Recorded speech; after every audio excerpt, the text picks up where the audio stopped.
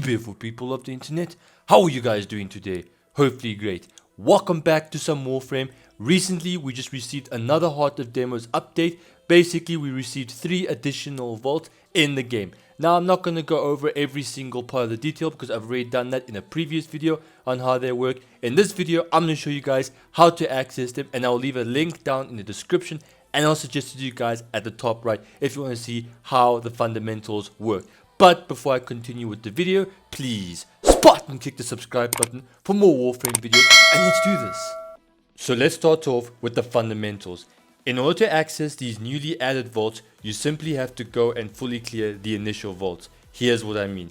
The vaults that consist of the Necromech boss fight and the tomb, go and clear those particular vaults.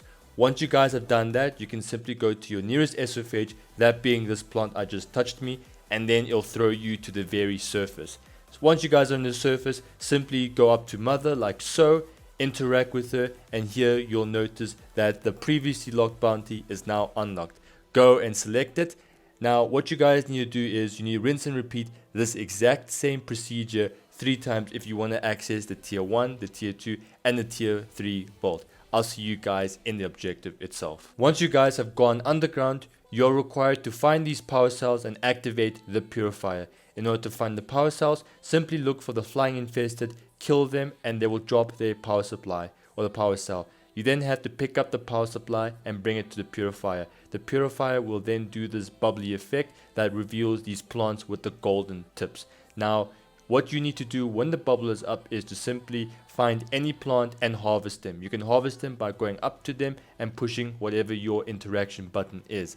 It is also worth noting that while the purifier is active, it does lose power relatively fast, and you can only pick these flowers with the golden tip while the bubble is up. So keep that in mind. If you guys want to replenish the purifier's power, just put more power cells into it and you will be golden. So the second part of our bounty is straightforward.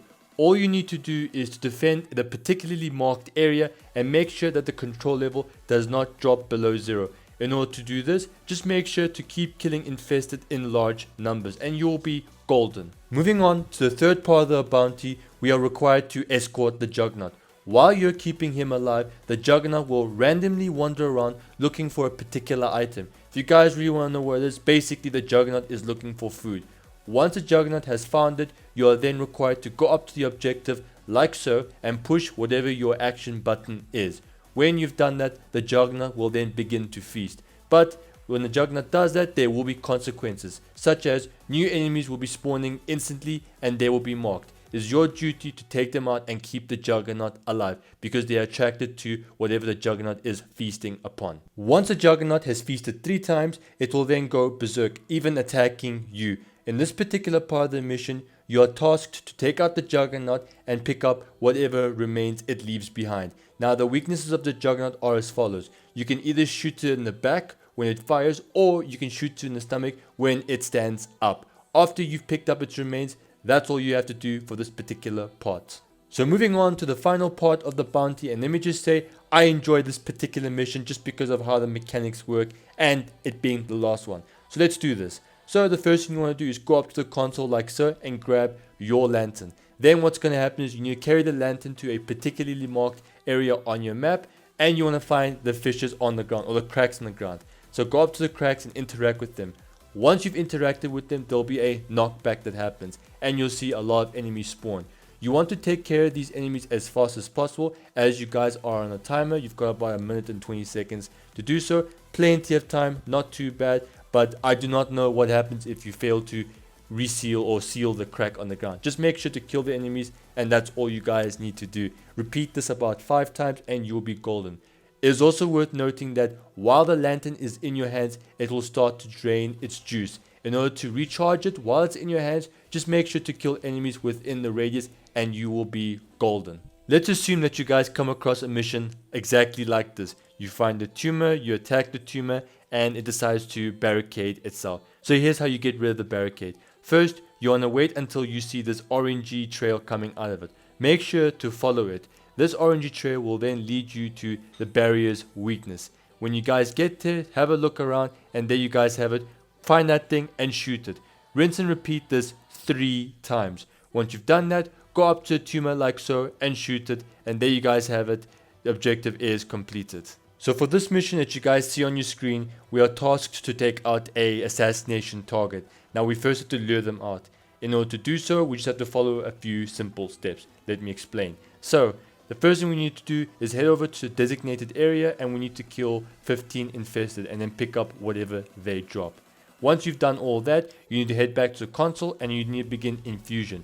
Once infusion begins, you just have to stay in the designated area and kill enemies close by to the mechanism. You'll notice that the enemy's essence will be coming out of their dead bodies and flowing back into that machine. So basically kill another 15 enemies, except the only difference is that the designated area is a lot smaller. Once the transfusion process is done, your assassination target should appear right in front of you. It's also worth noting that once you fully deplete their health, the enemy will then split into two. It's nothing too crazy, but I feel like it's something that you guys should know. As you guys can see, just splits in half, so just one shot it and it's not really a challenge, But yeah, that's it. So those are the additional isolation vaults that were added in the Heart of Deimos update. Now, I am well aware that I did not do all the new missions that came with the new isolation vault, but ladies and gentlemen, bear with me.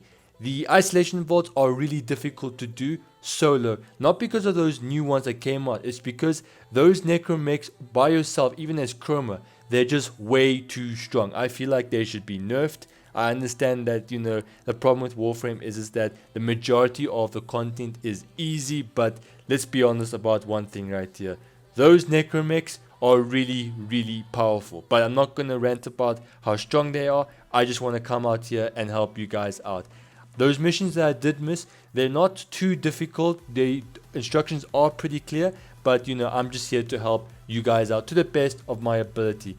Now, as for my computer, I'm still trying to get it to work. I'm doing my best, but thank you to all who are still supporting me. I really, really do appreciate it. Anyways, if you guys liked the video or if it's helped you, leave a like, spot and click the subscribe button for more Warframe videos. I'm gonna make like a banana and split.